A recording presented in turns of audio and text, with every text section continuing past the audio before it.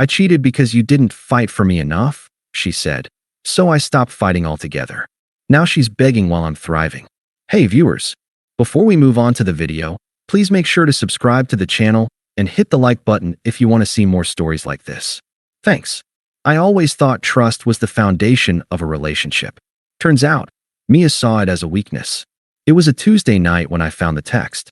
Her phone buzzed on the coffee table while she was in the shower, and the preview lit up the screen. Can't wait to see you tomorrow. Still thinking about last weekend? Winky face.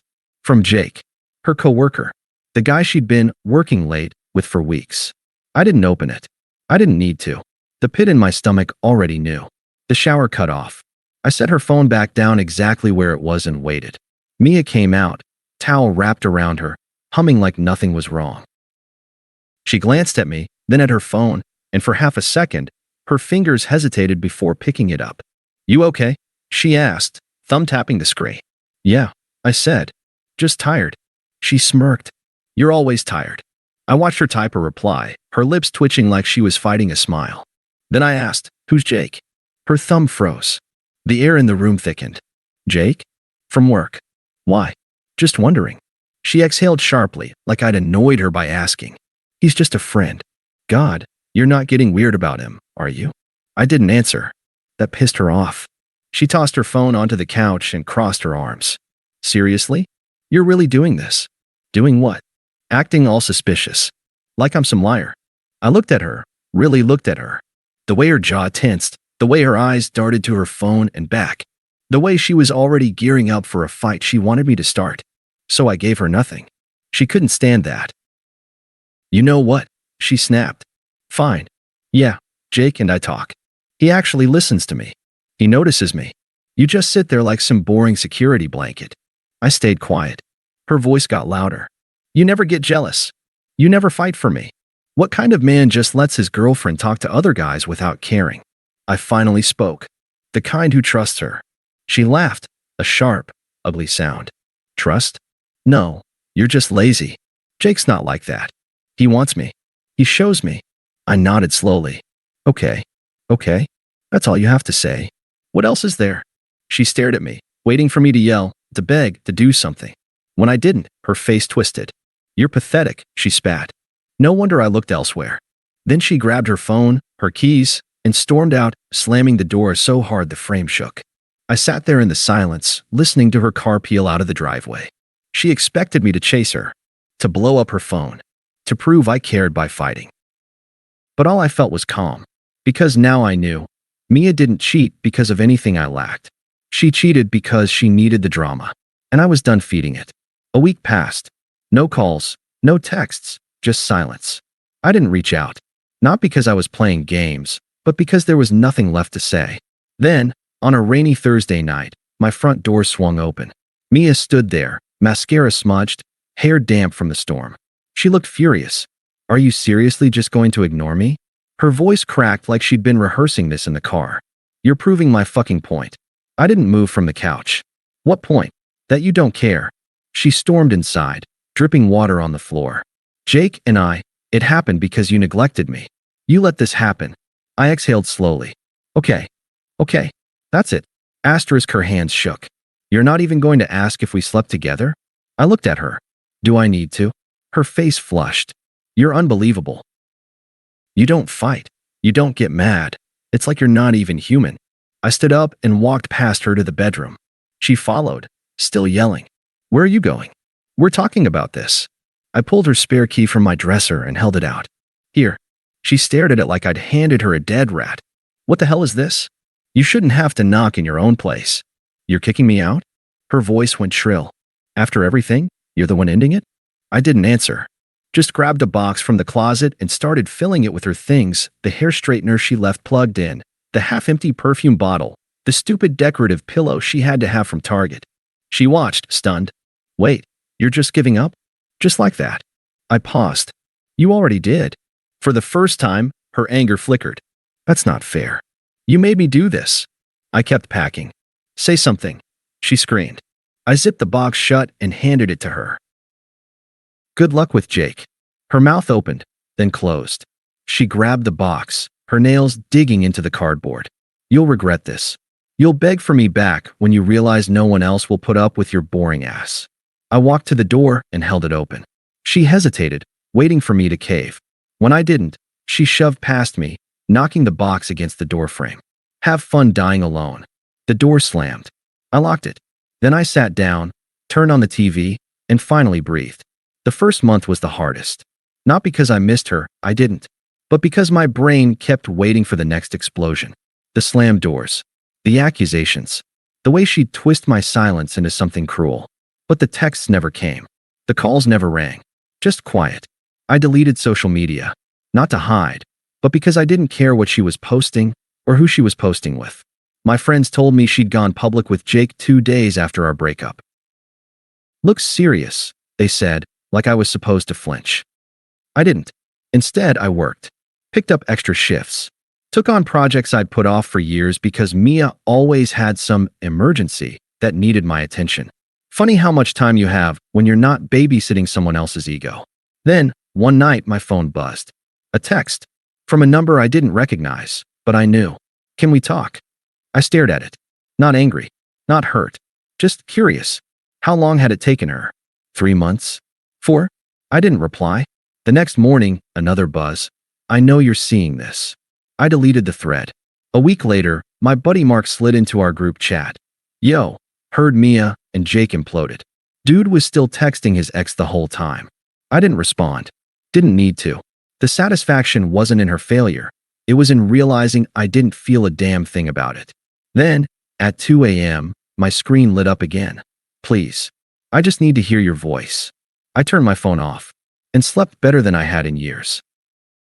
The first real confirmation came from an unexpected source, Lena, Mia's old college roommate, who ran into me at the gym. Dude, she said, wiping sweat from her brow. You look fucking amazing. Like, glow-up level shit. I laughed. Thanks. Just been focusing on myself. Well, it's working. She hesitated. So you heard about Mia? I kept my expression neutral. Nope. Oh. Lena's eyes widened slightly, realizing I genuinely didn't care. Well, Jake turned out to be a real piece of work. Like, next level fuckboy. I took a sip of water. Yeah. Dude was still on dating apps the whole time they were together. Got caught when one of her friends saw his profile. Then, she snorted, get this. When she confronted him, he said she shouldn't have expected loyalty since she cheated to be with him. I almost choked. He said that to her face? In front of half their friend group at some bar. Then he ghosted her. Like, full poof. Lena shook her head. She's been a mess ever since. I nodded. That was it. No gloating. No, serves her right. Just, Lena stared at me. Damn, you really are over it. I shrugged. Some lessons cost more than others. That night, my phone buzzed again. I know you talked to Lena. Then, 5 minutes later, he wasn't who I thought he was. Another buzz. I miss you. I set my phone face down. The next morning, 3 more messages. Please answer me. I made a mistake. You were always the one. I swiped them away. Then came the voicemail. Her voice was thick, like she'd been crying. I just need to know if you hate me. I can't sleep. I keep thinking about how you, a shaky breath. God, you warned me. And I was so fucking stupid. Just call me back. Please. I deleted it. A week later, mutual friends started sending screenshots. Mia had posted, then quickly deleted, some vague Instagram story about learning the hard way with a crying emoji. Then came the passive-aggressive quotes about loyalty. Then, finally, a drunken rant on her close friend's story that ended with, why does anyone love me, right? I didn't laugh. Didn't screenshot it. Just kept living. But karma wasn't done yet. My phone buzzed one last time, not from Mia, but from an unknown number. Hey man, this is Jake. Mia's been telling people you're harassing her?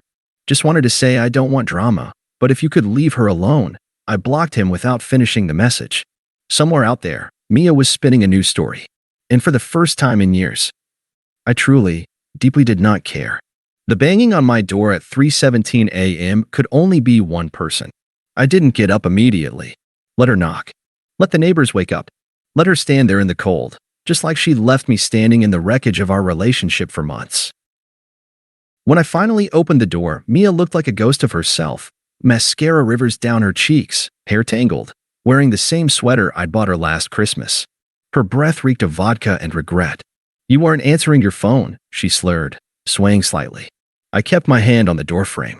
It's 3 in the morning. I had to see you. Her bloodshot eyes searched mine for any crack in my armor. I can't sleep. I can't eat. I keep dreaming you forgive me. I said nothing. The silence stretched between us like a noose. Say something, she shrieked, the sudden volume making me flinch. Fucking yell at me. Hit me. Do anything but stand there looking at me like I'm nothing. You should go home, Mia. She laughed, a broken, jagged sound. Home? I'm living with my mom because Jake took our apartment. My life is ruined and she sucked in a shuddering breath. I'll kill myself if you don't talk to me. I reached for my phone. I'll call the cops for you. Her face crumpled. You're really that heartless now? No, I said calmly. I just don't negotiate with emotional terrorists. Something in her snapped. She lunged forward, nails raking toward my face. I caught her wrists easily. She'd lost weight, her arms bird-thin and trembling. I hate you, she screamed, spittle flying. You were supposed to fight for me. You were supposed to save me from myself. I held her at arm's length until the fight drained out of her. When she collapsed to her knees sobbing, I stepped back inside and grabbed my keys. Get in the car, I said. I'll drive you home. The ride to her mother's was silent except for her hiccuping cries. As she fumbled with the seatbelt, she whispered one last plea. Just tell me you still love me. Even if it's a lie. I looked straight ahead at the empty road. I don't. Her mother was waiting on the porch when we pulled up. The disappointed glare she shot me could have melted steel. Look what you've done to her, she spat. I rolled down the window just enough to reply. No, Mrs. Carter. Look what your daughter did to herself. As I drove away, the last thing I saw in my rearview mirror was Mia sinking to the curb, her mother's arms crossed in judgment above her. 2 generations of toxic expectations crumbling under their own weight. My phone buzzed as I merged onto the highway. A text from an unknown number, probably Mia's mom. You'll regret abandoning her when she's gone. I pulled over just long enough to block the number, then drove home to the peaceful apartment Mia would never set foot in again. The next morning, I woke to 7 missed calls and 11 texts. The final message read, You win. Happy now? I deleted the thread, made coffee, and started my day free. The coffee shop was crowded when I spotted her. Mia sat near the window, hunched over her phone, her shoulders tense. She looked up just as I walked in, our eyes locked, and for a second, the entire room disappeared. Then she saw her. My girlfriend, Claire, squeezed my hand as we joined the line. She didn't know Mia. Didn't need to. Mia's face went pale. By the time we got our drinks, she was standing by the door, blocking our exit. So this is why you moved on so fast? Her voice was sharp, but her hand shook. Claire glanced at me, confused. No, I said simply. Mia's lips twisted. You replaced me. Just like that. I didn't replace you, I said. I just stopped pretending you were irreplaceable. Claire, bless her, stayed silent, letting me handle this. Mia's eyes flicked between us, searching for cracks. You think she's better than me? I almost laughed. I don't think about you at all. She flinched like I'd slapped her. Then, the mask slipped, the desperation, the anger, the need to still matter. You'll regret this, she hissed. When she cheats or leaves or Mia. My voice was calm, final. You don't get to poison this, too. She opened her mouth, then closed it. Claire and I stepped around her. As the door swung shut behind us, I heard one last, broken whisper. You were supposed to be the one who never gave up on me. I didn't turn around. Because she was right. I had been that guy once. But now? Now I was someone better. Thanks for watching. Make sure to subscribe to the channel and hit the like button.